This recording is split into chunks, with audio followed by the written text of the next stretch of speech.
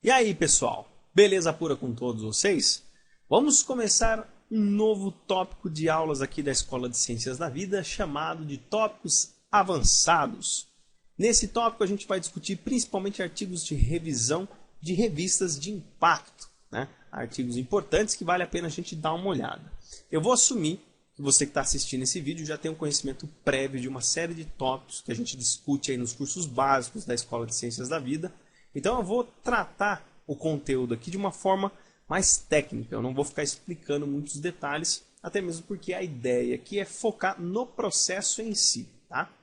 E nesse primeiro tópico avançado que a gente vai discutir aqui na Escola de Ciências da Vida, a gente vai discutir um artigo que fala sobre a função das células-tronco na angiogênese em processos de reparo de lesão tecidual. Então a gente sabe que para o reparo do tecido, nós precisamos ter uma resposta proliferativa, não só do tecido que foi lesionado, mas de todo um conjunto em questão. Então, vaso sanguíneo, parte de cartilagem, epitélio, até o próprio tecido adiposo que está em torno ali daquele tecido, se necessitar ter uma resposta proliferativa para reparar, isso vai acontecer.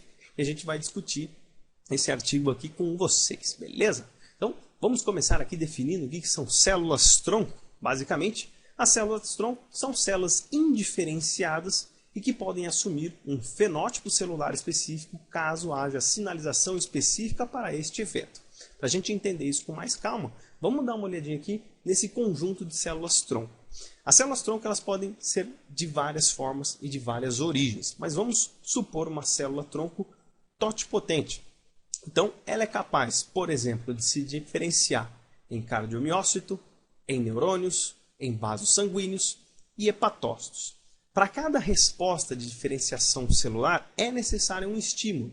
Nem sempre o mesmo estímulo serve para diferenciar em tecidos diferentes. Então, como a gente leva em consideração no caso de células-tronco, para que ela possa receber um estímulo para se tornar cardiomiócito, nós podemos dar um estímulo A, por exemplo. Esse estímulo vai depender das vias de sinalização que nós vamos ativar e quais os fatores de transcrição que vão promover a resposta da diferenciação de uma célula indiferenciada para um cardiomiócito. A mesma coisa pode ser para os neurônios com estímulo B, vasos sanguíneos com estímulo C e para os hepatócitos um estímulo D. Cada qual um estímulo diferente, provavelmente de ligação com receptores específicos de membrana, desencadeando uma transdução de sinal intracelular para promover essa diferenciação. Mas isso não vai acontecer com estímulos isolados, beleza? E aí, a gente tem algumas células-tronco específicas que podem ser empregadas num quadro de revascularização. Isso para condições terapêuticas e também condições até do próprio organismo. Então nós temos as células progenitoras endoteliais, chamadas de EPCs. Nós temos as células-tronco mesenquimais, chamadas de MSC. E nós temos as células-tronco pluripotente induzida, também chamada de IPSC. Cada qual tem uma participação importante no processo de revascularização. Não só revascularização, mas também de todo um contexto de reparo tecidual. Beleza?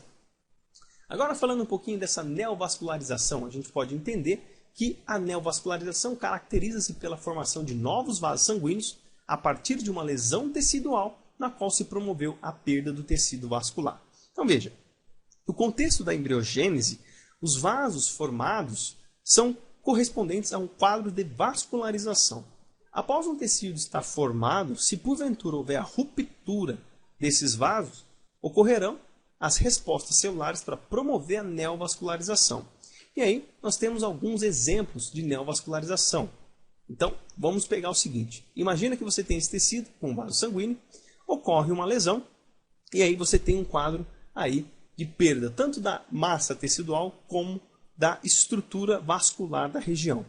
Vai ter uma série de fatores de crescimento que vão ser requisitados aí pelo processo de lesão, que vai jogar uma série de mediadores na circulação, vai promover respostas de proliferação tecidual aonde se encontra a lesão e também a migração de células-tronco pode vir de algumas origens e com isso você vai ter a condição aí do reparo tecidual, ok? Bom, agora falando das situações específicas que podem ocorrer a neovascularização. Então nós temos uma neovascularização embrionária, a angiogênese pós-natal e a vasculogênese pós-natal. O que é cada um desses contextos? Vamos entender devagarzinho, começando com a embrionária.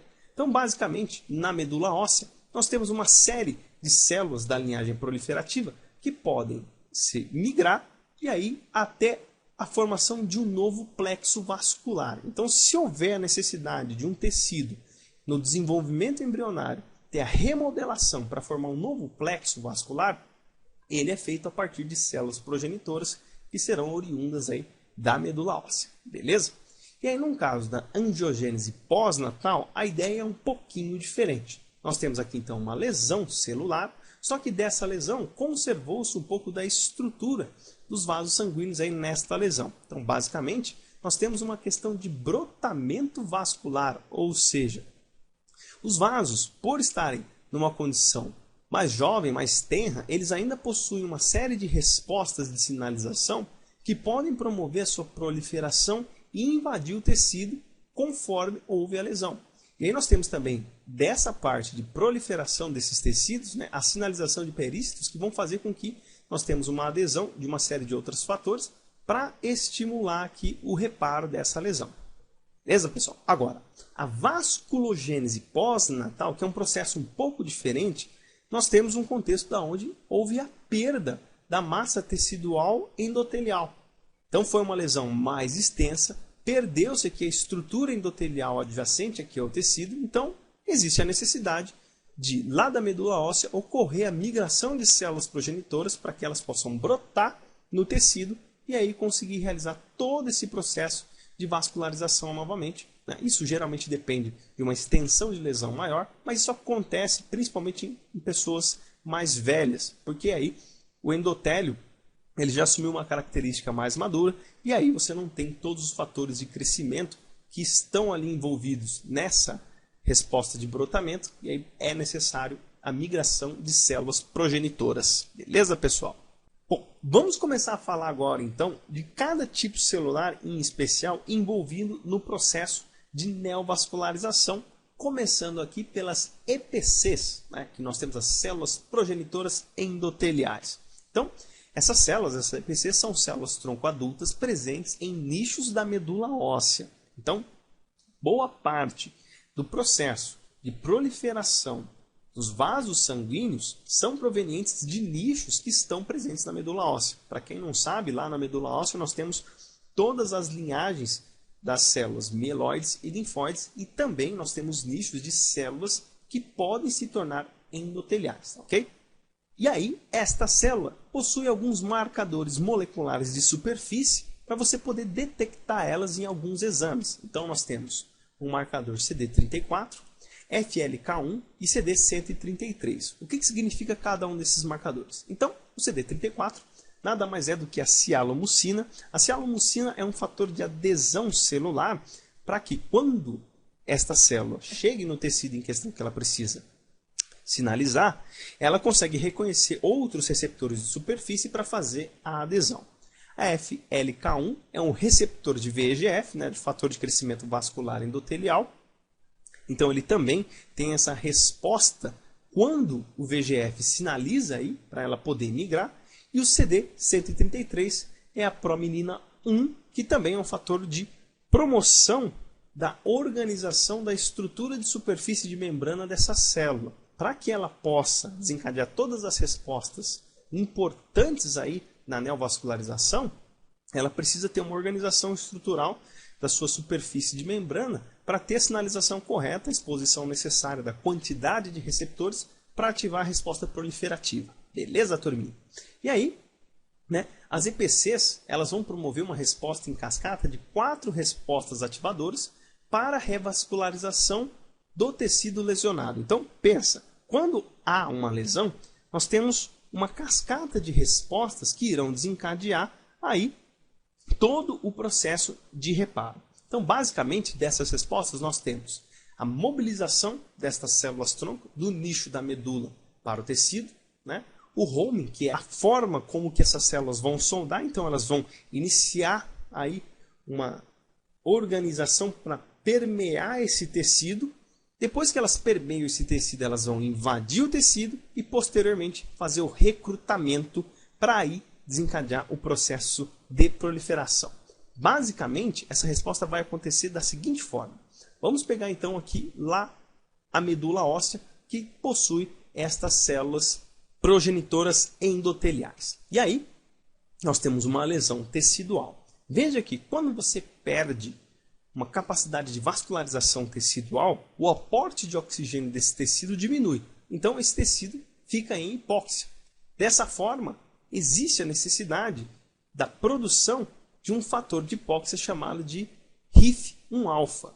Esse fator ele dá um sinal no próprio tecido, é uma sinalização parácrina, que vai promover aí a secreção de uma série de fatores de mobilização dessas células progenitoras endoteliais. Então nós temos aí o fator de crescimento vascular endotelial, o GM-CSF, que é o fator estimulador de crescimento de macrófago e granulócito, né?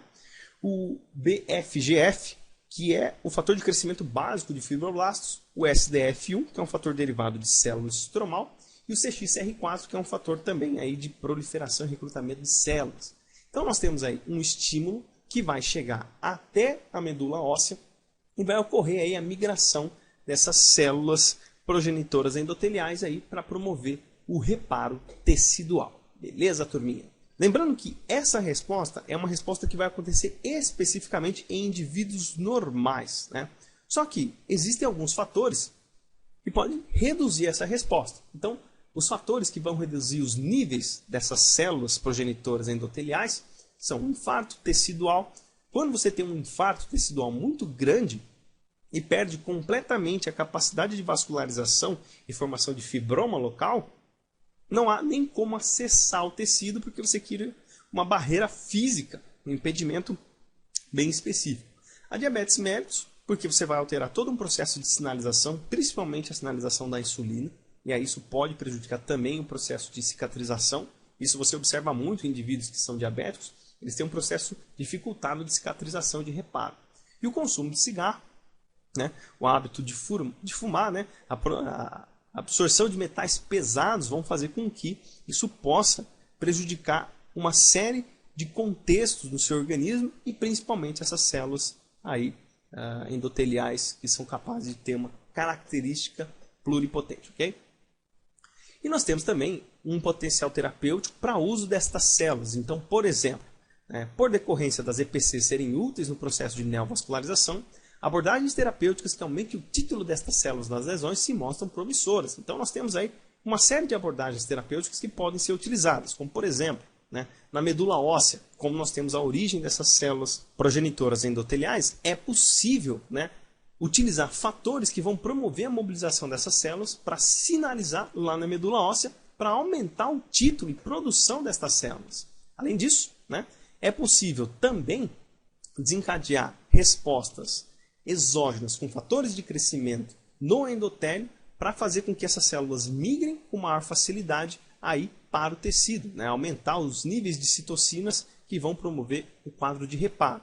E também existem fatores de crescimento que podem ser incorporados diretamente no tecido aí para ter uma pequena circulação local e aí recrutar essas células tronco para você também ter resposta de regeneração, neovascularização e reparo nesta porção tecidual. Certo, turminha? Além desta célula, nós temos também aqui as MSCs, que são as células tronco-mesenquimais. Essas células são células tronco adultas presentes em diversos nichos do organismo. Então a gente viu aí que estas células tronco endoteliais estão presentes quase que única e exclusivamente na medula óssea. Essas células tronco-mesenquimais, que já possuem uma característica um pouco mais diferenciada, elas estão aí presentes em vários nichos do organismo.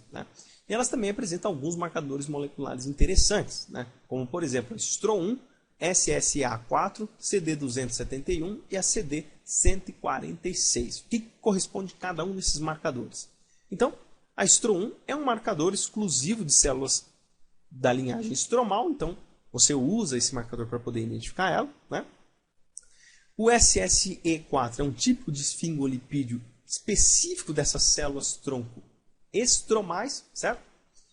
O CD271 é um fator de crescimento de nervos, porque as células tronco estromais elas participam também da formação de toda a estrutura neuronal e a formação aí da característica adjacente para fazer com que os neurônios recebam um aporte estrutural, que é um dos componentes principais da glia, beleza? E o CD146 é uma glicoproteína MUC18, né, que é um marcador específico para você reconhecer células endoteliais. Quando você desencadeia uma sinalização no CD146, essa adesão desencadeia um sinal também para diferenciação em célula endotelial. Beleza, turminha? E aí uma coisa importante é que a diferenciação das células-tronco mesenquimais em células específicas dependem de uma combinação de fatores específicos. Então a gente não diferencia somente essas células em plexo vascular. Nós podemos diferenciar também uma série de tecidos. Vamos dar alguns exemplos. Então vamos pegar a nossa célula-tronco aqui, vamos dar 3 exemplos. Se porventura houver uma sinalização com dexametasona, ácido ascórbico e bifosfoglicerato, nós teremos uma diferenciação em células ósseas. Tá? Se tiver uma sinalização com fator de crescimento FGF e insulina, nós temos a formação de tecido adiposo. E uma sinalização com ácido ascórbico e fator de transformante beta-1, TGF-beta-1, nós temos a formação de cartilagem. E toda essa estruturação também desencadeia respostas quando há uma diferenciação, a liberação de fatores para promover a vascularização tecidual também, beleza? E aí o potencial terapêutico dessas células, né? A implantação das células-tronco mesenquimais em lesões demonstram efeitos benéficos na cicatrização da lesão, bem como no restabelecimento das funções normais do tecido e diminuição do quadro inflamatório. Até mesmo porque a ideia do quadro inflamatório é você promover uma condição de reparo. Se elas já estão presentes no nicho, sinalizando a resposta de reparo, nós temos aí a produção de algumas interleucinas, principalmente a 10, que vai dar uma diminuída no quadro pró-inflamatório tecidual.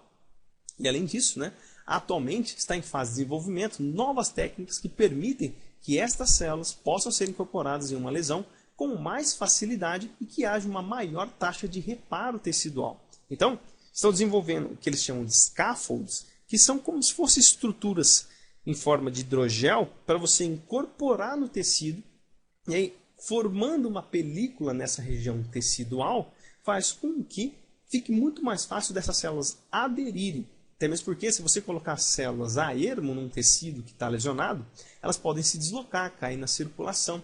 Então, precisa ter uma condição de adesão específica. E essas técnicas envolvem um pouco isso. Tá ok, turminha? Bom, e para encerrar, vamos falar das células-tronco pluripotente induzidas, a iPSC, né? Que são células-tronco originadas a partir de uma célula diferenciada. Né? Isso é uma técnica de biologia molecular que se usa para você, a partir de uma célula já diferenciada, você retroagir a célula para que ela volte a ser tronco. Foi uma técnica descrita em 2006 por pesquisadores japoneses.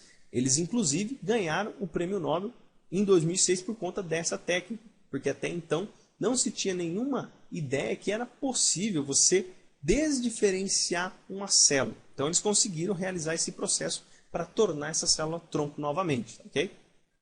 E aí alguns tipos celulares podem ser empregados para a geração destas células, como por exemplo fibroblastos e células epiteliais. Elas têm uma resposta aí já bem caracterizada e é possível você retornar essas células para a condição de células-tronco, porque são células de fácil obtenção. E o processo, né, o mecanismo de reprogramação se dá da seguinte forma. Então nós temos uma série de fibroblastos, né, e ele pode servir para desdiferenciação por via de 2 métodos. Então nós temos os métodos com vetores virais e vetores não virais.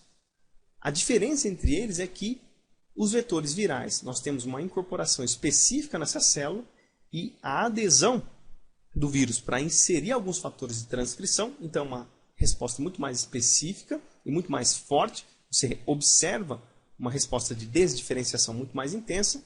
E os vetores não virais utilizam-se plasmídios associado principalmente a fatores de indução de hipóxia, que eles são internalizados e aí desencadeiam uma resposta de transcrição. Mas basicamente, os fatores de transcrição que vão ser estimulados vão ser os mesmos. Então nós temos o OCT3, SOX2, KLF4 e o CMYC, que vai promover aí a desdiferenciação dessas células. Esses fatores de transcrição, eles são fatores importantes para retornar a célula na sua condição original, que era uma condição desdiferenciada. E aí, O potencial terapêutico das IPS, né, a gente pode dizer que, dado ao fato das IPSCs assumirem uma série de linhagens celulares, a mesma pode ser usada para repor qualquer tipo de tecido lesionado, inclusive rede vascular. No entanto, como os dados sobre a toxicidade dessas células ainda são escassos, mais estudos deverão ser realizados. Até mesmo porque, se você desdiferencia uma célula, você pode interferir em todo o processo de sinalização, ela pode ter uma proliferação descontrolada, virar um tumor, além do que, dependendo do vetor que se utiliza, ele pode ser muito tóxico para o tecido em questão, e aí, na proliferação, você tem um crescimento viral. Esse vírus se espalhar pelo corpo do indivíduo e desencadear um quadro de sepse. É uma técnica promissora? Sem dúvida, mas ainda ela necessita de muito estudo. Beleza, turminha? Bom, essas foram as duas referências que eu utilizei para essa aula. A referência principal foi essa daqui, que é o artigo que eu discuti aqui com vocês. Se você quiser mais informação, acesse esse artigo aí, que ele vai te trazer as informações mais completas do artigo, mas aqui a gente já fez uma revisão bem ampla. E no caso da 2 aqui, eu utilizei esse artigo para falar dos marcadores aí das células estromais, beleza? Então é isso aí, pessoal. Se você gostou, lembrando sempre, joinha e compartilhar esse vídeo, porque isso ajuda muito na divulgação do nosso trabalho. Não esquece de se inscrever no nosso canal e participar lá do grupo da página da Escola de Ciências da Vida no Facebook. E não esquece também de participar do canal do YouTube e da página dos nossos queridos parceiros, o professor Rogério Gozzi, o Diego Barros, do Medicina Resumida, e o Kainamax, do canal de Biociências, além da nossa queridíssima nutricionista Paula Clabud, Nutrição como um Modo de Vida. Como sempre, todas as informações estão aqui no descritivo desse vídeo. Beleza, turminha? Então é isso aí. Forte abraço a todos, fiquem com Deus e até os próximos vídeos, se Deus quiser.